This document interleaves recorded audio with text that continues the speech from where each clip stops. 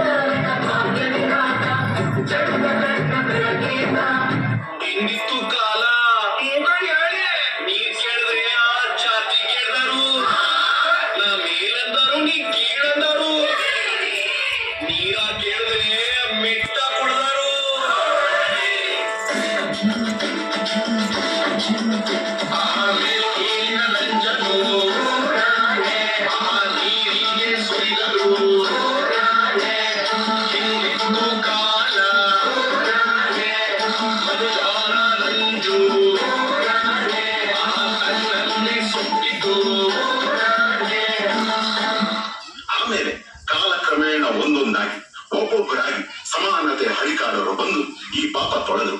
ಆದ್ರೆ ಇದನ್ನ ಸಂಪೂರ್ಣವಾಗಿ ಎದುರು ಹಾಕಿಕೊಂಡು ಹೋರಾಡಿದವರು ನನ್ನ ಒಡೆಯ ಹಿರಿಯ ಈ ಭಾರತ ದೇಶದ ಭಾಗ್ಯ ವಿಧಾತ.